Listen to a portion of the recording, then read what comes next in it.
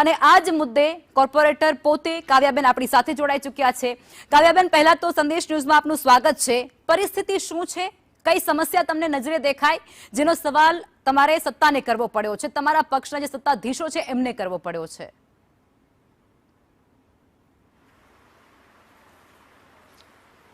એટલે આમાં તો એવું છે કે અમે જ્યારથી ચૂંટણી લડ્યા ત્યારથી લોકોની એક જ અમારી પાસે માંગ હતી કે અહીંયાથી પહેલાં જે ગેરકાયદેસર દબાણ થાય છે અને દબાણના લીધે ખૂબ જ ટ્રાફિક થાય છે।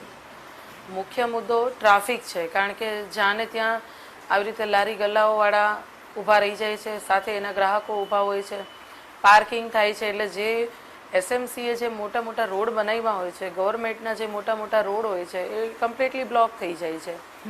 અને વરાછા ચીકુવાડીથી લઈને કામરેજ સુધી રોજના 6 થી 7 લોકો 6 થી 8 લોકો 6-7 લાખ લોકોની રોજની અવર જવર છે ત્યાં।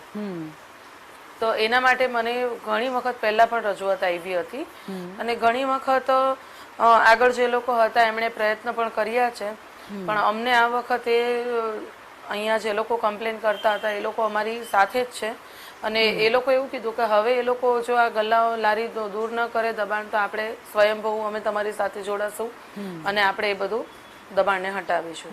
અને મને એસએમસીમાંથી અમારા ત્યાંથી પણ કીધું છે અધિકારીઓએ, એમનું એવું નથી કહેવાનું કે આપણે હટાવવું નથી, એમણે એવું કીધું હતું કે બેન આપણે કરીએ છીએ, પછી પાછા થોડો ટાઈમ થાય એટલે આપણે બીજા કામમાં પડીએ, આપણે બીજો એરિયા લઈએ ને ત્યાં પાછા એ લોકો ગોઠવાઈ જાય છે। એ રીતનું અમારી ડિસ્કશન હતી। અચ્છા, એટલે કાવ્યાબેન આ છેલ્લા ઘણા સમયનો મુદ્દો છે, હે ને? છેલ્લા કેટલા સમયથી આવી જ પરિસ્થિતિમાં ત્યાંના લોકો પસાર થઈ રહ્યા છે?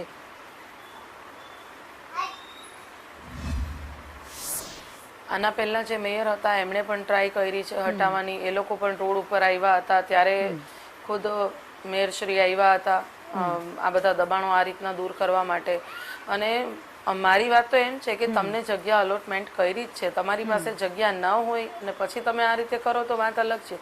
જગ્યા છે, એસએમસીએ પ્લોટ આપ્યા છે, ફ્રૂટ માર્કેટ, શાક માર્કેટ, જે બધું એવું છે કે એ જે એસએમસી નો ખર્ચો છે એ બધો એમ જ માથે પડે છે, આ લોકો અહીંયા રોડ ઉપર આવી રીતે પાથરણા કરીને બેસે છે। એટલે કાવ્યાબેન, હવે આમાં મારે એ પણ સમજવું છે, માર્કેટ આપી છે એ માર્કેટની અંદર નહીં, બસ માર્કેટની દિવાલે।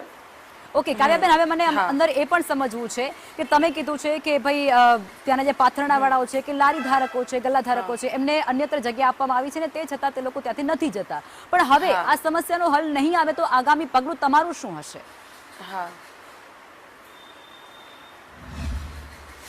અમારું તો લીગલ છે કે ભાઈ જો આપણે પોલીસ તંત્ર અને એસએમસીના જેટલા પણ અધિકારીઓ છે આ દબાણ ખાતામાં, એ લોકોએ બધાએ અમારી સાથે છે અને એ લોકોએ કીધું છે કે એક દિવસ પણ ત્યાં આ રીતે ચલાવી લેવામાં નહીં આવે, કારણ કે આપણે થોડું સોફ્ટ મૂકીએ કે ભાઈ ભલે 5 દિવસ 10 દિવસ બેસતા હોય, પછી બેસે વળી પાછા થોડા દિવસ જાય, પણ લોકોની એટલી બધી ડિમાન્ડ આવી છે અને લોકો એટલા બધા ફોન કરે છે દબાણ હટાવવા માટે, કારણ કે એમ્બ્યુલન્સ જઈ ન શકે ને મેડમ, એ રીતનું ત્યાં અત્યારે ટ્રાફિક હોય છે।